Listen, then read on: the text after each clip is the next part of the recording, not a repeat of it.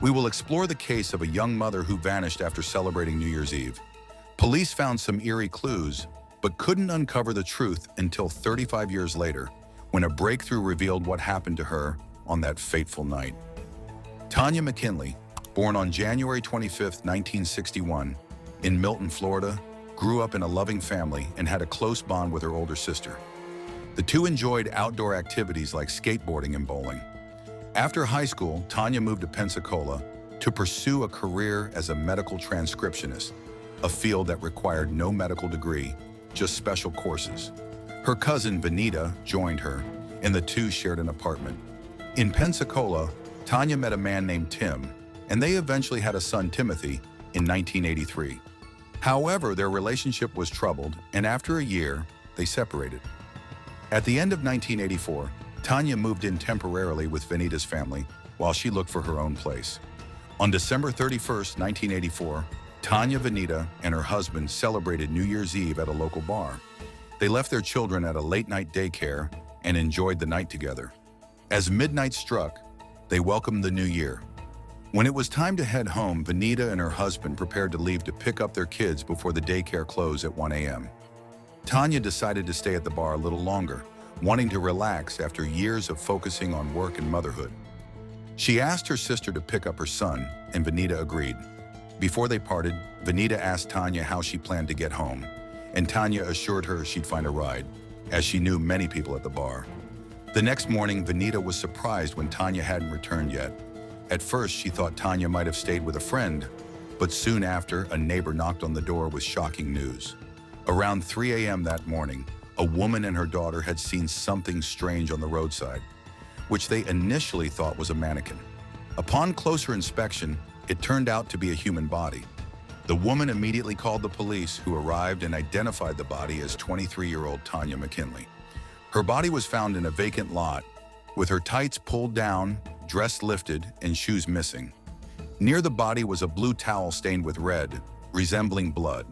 Her shoes and purse containing her ID were found nearby. Medical experts confirmed that Tanya had suffered a blow to the head and was strangled, also confirming she had been sexually assaulted.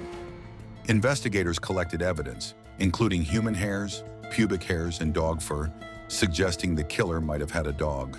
The police initially focused on Tanya's ex-boyfriend Tim due to their turbulent relationship and his persistence in trying to get back together with her. He was questioned but denied any involvement. Although he provided hair samples, they didn't match the ones found on Tanya, so he was ruled out as a suspect. The investigation then turned to everyone who had been at the bar on New Year's Eve.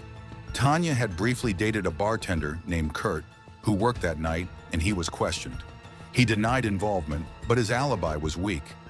Some witnesses confirmed Kurt had enough time after his shift to commit the crime.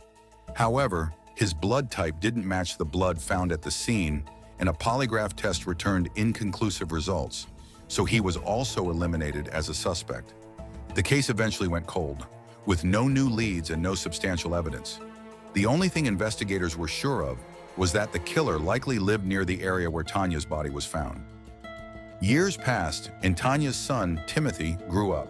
His family shielded him from the truth, telling him that his mother had died in a car accident.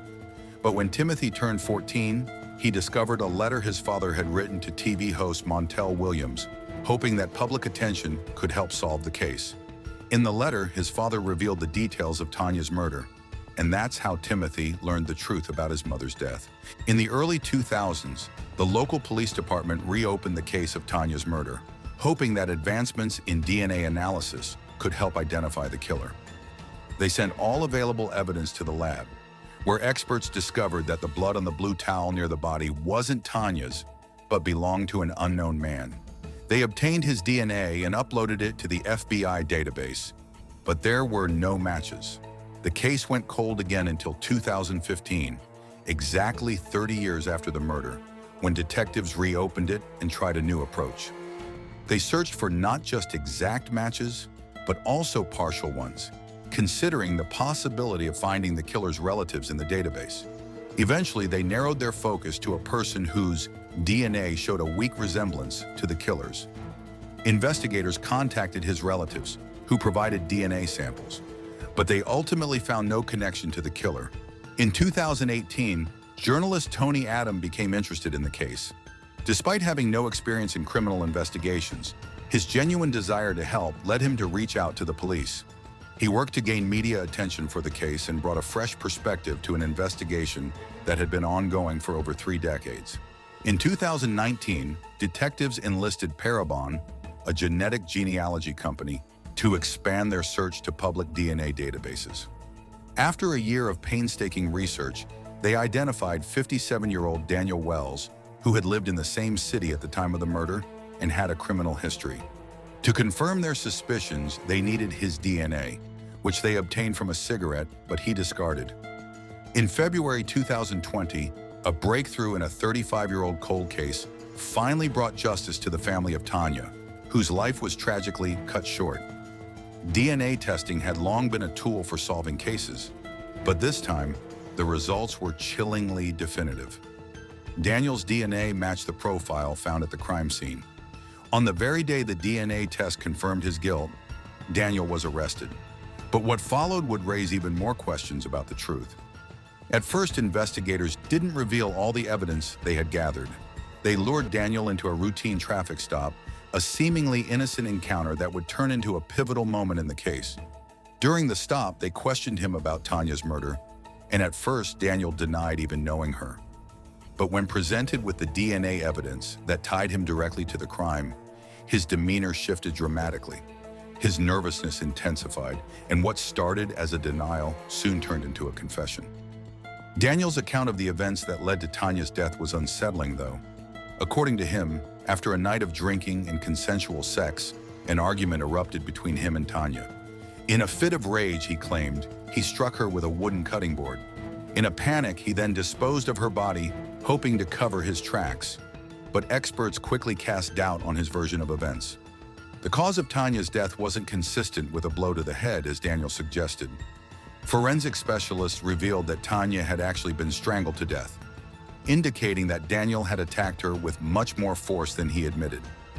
It was believed that in the heat of the argument, Tanya resisted, and in a violent escalation, Daniel strangled her in a desperate attempt to silence her.